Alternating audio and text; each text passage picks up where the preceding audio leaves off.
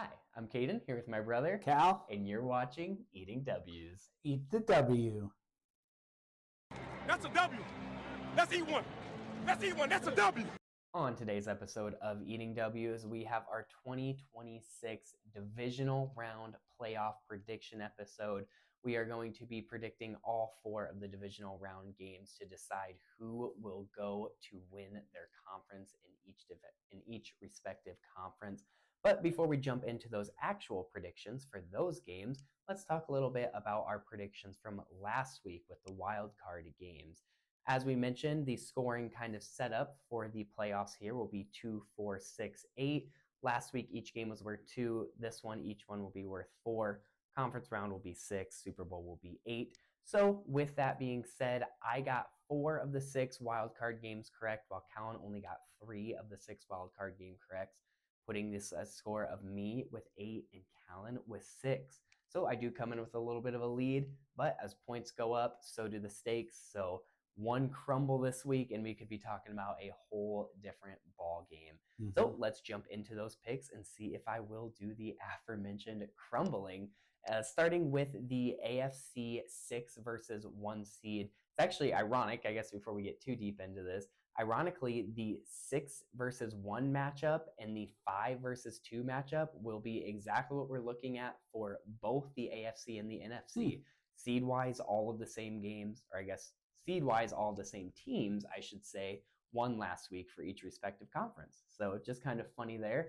But both the 6 versus 1s are on the same day, and both of the 5 versus 2s are on the same day. So starting with 6 versus 1 Saturday in the AFC matchup, which will be played on Saturday at 3:30 Central Time, we have the 6 seed Buffalo Bills heading to Denver to take on the 1 seed Broncos, and we start by agreeing. We both have an upset of the Bills. Yes, and like we mentioned last episode, Josh Allen, it is his time. It's his time to do it. It's unfortunate timing for Bo Nix and the Broncos because I think that the Bills are just a team on a mission, and Josh Allen is on that mission, and I really am enjoying this run that he's on. And I think that it is going to be a very entertaining game with both the offense of the Bills being the kind of the star and the defense for the Broncos being their star. It'll be a fun matchup to see how that unfolds and who wins those battles.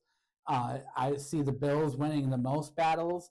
And look for James Cook to get going on this one because the Broncos' pass defense is very strong with Pat Surtain, Jalen McQuillan, I want to say his name is, and Riley Moss, who has done very well this season. And then you look at the Bills and what they're able to do through the air. They don't have very much going in terms of their wide receivers. Josh Palmer's hurt. Keon Coleman's in and out. The star of last week was Brandon Cooks. So, what year is this kind of deal? He's on the Bills now after being bounced around the league. So maybe he's got one more run left in him, does Brandon Cooks, because he sure did come in clutch for the Bills last week.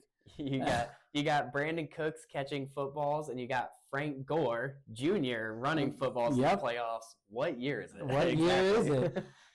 And now, if only we could get Frank Gore Jr. in the end zone. Now, that would be just the top of the cake. But I think that this will be a very, very good matchup. It'll be it'll be interesting to see which running back for the Broncos is able to play. J.K. Dobbins has been rumored to be able to be available, but not sure how much he's going to be able to play. I talked about a little bit last week on accident, thinking he was still on the Chargers. But now this week, I can say it, he is possible to play. So we'll see if they can get that running game going for the Broncos, because if you get too far ahead for the Bills, it isn't always possible for Superman Josh Allen to put up the 40 or 50 points he always needs. Sometimes what you got to do is just outscore the man. And if the Broncos can get that running game going, they could certainly do that. Yeah, 100%. Callan got it perfectly. The big kind of star heavyweight matchup of this one is going to be that Bills offense versus that Broncos defense. And I think it's going to be pretty well damned evenly matched, with Bills just having a little bit of an edge in my opinion. So what this game is really going to boil down to for me, is kind of the X factor here, is going to be, how does Bo Nix play in his first playoff game, his first playoff experience? They come in as the 1 seed. They have all this momentum running right now, coming off of a bye, which I think hurts teams personally. Of course, you get that benefit of not having the opportunity to get bounced in the wild card. I think kind of a slow start from a bye week and not playing the week before against a team who had played the week before can hurt you, but that's neither here nor there. There's a lot of different factors affecting that. But I don't think Bo Nix is going to step up the way he needs to in order for the Broncos to pick up a win here. I think he's going to have a lot of jitters. I think it's going to be a big stage for him. And I've just seen times this year where he's looked really good. Don't get me wrong, but I've just seen a lot of times this year where he doesn't do what he needs to push a team as talented as the Broncos to that next level, to the point where they can beat these higher upper echelon teams like the Bills. So I really like Bo Nix. I'm not trying to talk bad on him, but I don't think he does enough here to beat the Bills.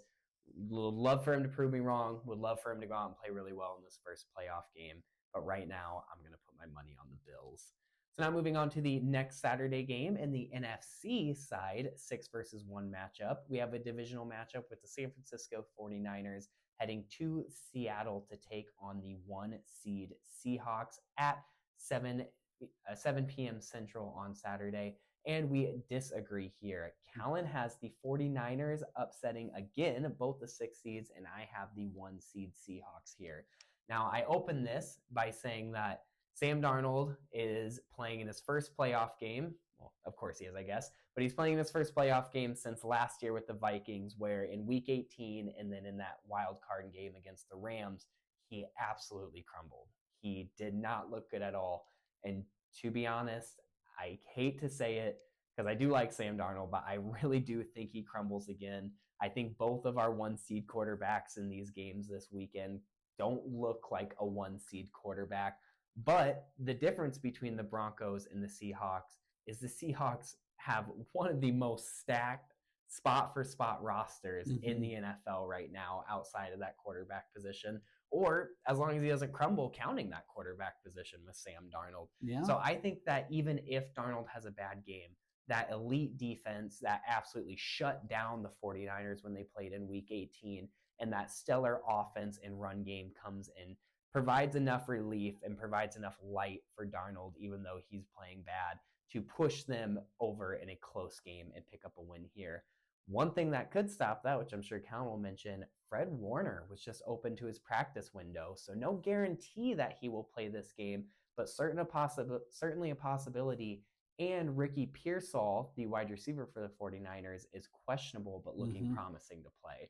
So they are getting a little healthier than they were before and still have CMC. But nonetheless, I'm going to stick with the Seahawks on this one. Yeah, I disagree here. I like the 49ers because the postseason just seems to be the time for Kyle Shanahan and Brock Purdy to just show that they're one of the better teams in the NFL. No matter who they're throwing out there along with them, they're losing guys left and right to Achilles and ACLs and down to their ninth string linebackers, and it just doesn't seem to matter for them. The Shanahan is able to coach this team so well that they don't miss a beat, even no matter who's in there. So it'll be really fun to watch this game to see how well that 49ers defense is able to contain or control Darnold, or if Darnold is able to do what he's been doing most of this season and dominate games. But he does seem to choke in the clutch when it comes down to it. He doesn't seem to have that clutch gene. So until he can show me that he can win a prime game, I just won't believe it until it happens. And maybe that does happen this week, but I like the 49ers and Christian McCaffrey to win this game by probably a last-second field goal is what I would predict. I like it. It's going to be a close one. I think this will be probably one of the closer ones in this entire set, to be honest. But yeah, that's a valid point. You got a team in the 49ers and Shanahan who really like to flex their muscles around playoff time versus a Mike McDonald led Seahawks team who's still kind of making their way and learning their swimming lanes in the playoffs. So should be an interesting one to say the least. Now moving on to the Sunday game and the the AFC 5 versus 2 seed matchup. Sunday. Wow, I'm falling apart. Talk about crumbling. Here, listen to me. I'm the one crumbling. Sunday at 2:00 Central Time, we have the 5 seed Houston Texans heading to New England to take on the 2 seed Patriots, and we agree again. We both have the Patriots in this one. Yeah, this was a tough one for me to pick because the Houston Texans defense is so good. It is probably maybe the best defense left in the playoffs right now. At least when you look at in terms of on paper, statistically, they're one of the better defenses. But I like the Patriots in this one because I think they're all around the better team. Vrabel's got a lot of playoff experience compared to D'Amico Ryans, who has kind of been bounced early in the playoffs, especially by the Chiefs a lot in those wild card rounds. But I like the playoff experience of Vrabel and his coaching to outcoach the outcoach. I just blanked on the team they're facing. Outcoach the Texans. I can't want to say the Eagles for some reason, but I knew that wasn't right. I think that they'll outcoach the Texans. And because of that, I think that this will be a very close game and a very entertaining defensive battle. This will be one of those 10-7 games that we talk about, kind of what the most of the Houston-Pittsburgh was until that fourth quarter, where it was like 6-7, 9-6, I think, for a little while.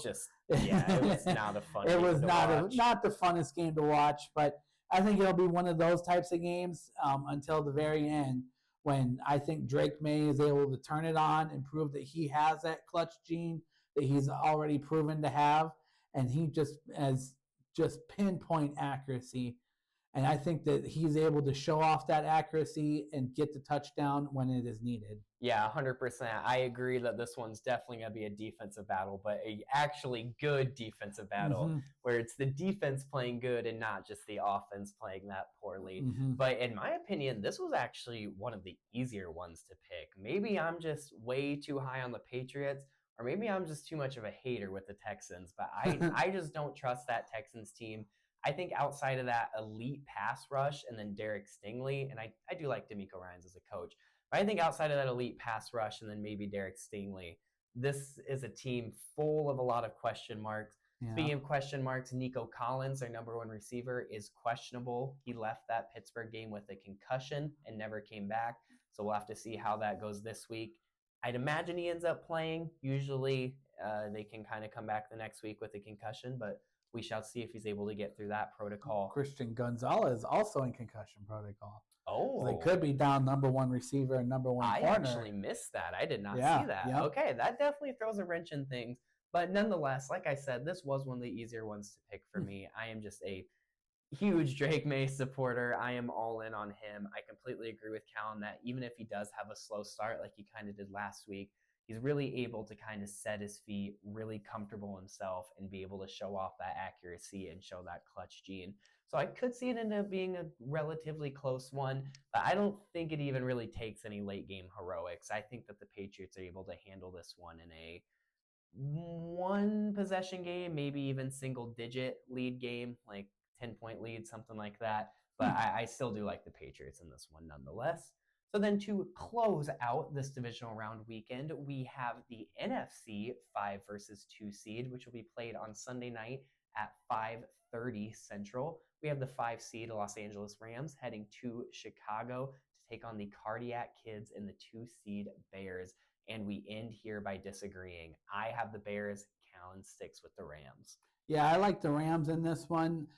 Stafford, I think even without that finger injury, I think that he's another one who's kind of a man on a mission. And I think that he is bound and determined to get another Super Bowl to prove that one wasn't a fluke. I think he's knowing that the time is running out on him his Super Bowl window is closing. And even though it's just opening for the Bears, maybe it's just starting to close for Matthew Stafford and the Rams. And I think this is one of their last chances to make a deep playoff run. So I expect the Rams to make that deep playoff run because Sean McVay is a hell of a coach. I look at coaching a lot in these playoffs because that's really what it comes down to is how well can you out-coach the other team and the other guy. And I think McVay is one of the coaching masterminds of the league of the this current Agreed. decade This generation. Yeah. So I think that he's able to get Stafford going, get Kyron Williams going, that two-headed monster running back. They got Devontae, who's known to kill the Bears before from past. They got Puka Nacua now, who's just on a meteoric rise and run, having nearly 200 yards per game receiving. So it's just outstanding what he's been able to do. But I expect Devontae to have a huge game because he knows the weaknesses of the Bears and how to attack them. And even though the Bears, no matter how far of a lead they have, I expect them to make it a game in the fourth quarter. But I don't know if Caleb Williams is able to pull it out against these Rams. Before I say anything about the Bears, Puka Nacua is just inhuman. Mm-hmm. Some of the things he does, and more specifically, some of the circus catches he makes, is just, I don't even understand how he catches half of the balls that he catches. It's just insane. But nonetheless, for both of these NFC games, I kind of cut everything I was saying about playoff experience beating out inexperience because I very much pick the more inexperienced team in both of these ways. But the Bears, just as Puka Nacua and the Rams are on this meteoric run, the Bears are on some sort of weird manifest destiny to just absolutely take these playoffs by storm right now. We've talked about it before. I know we have every 20 years, 1985 and 86, 2005 and 2006, and here we are in 2025, 2026. The Bears are due to go to a Super Bowl, and until they prove me wrong, I might just have to keep picking them. I might just have to send them. We'll see what comes in store next week for our championship game playoff predictions. But nonetheless, I'm going to stick with the Bears right now. The Rams are an extremely good team, and I completely agree that they're seeing their window close, and that is only going to light more of a fire under their ass. I think the way that the Bears have been counted out as of late, I think all of the flack that Caleb Williams has caught since being that first overall pick has lit a lot more of a fire than anything that the Rams can pull up. So this is going to be a close game. I don't see any world. And maybe entering the fourth quarter won't be a close game, but I don't see any way in the world that the final score of this one isn't a close game. Should be a very entertaining way to end the divisional round of the playoffs.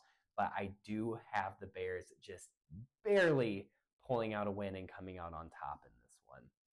So that was our 2026 divisional round playoff predictions. Thank you all so much for watching, and make sure to stay tuned until next week when we give our reactions to these exact games, as well as pick our projected winner for each of the conference championship games. But until then, don't forget to eat the W.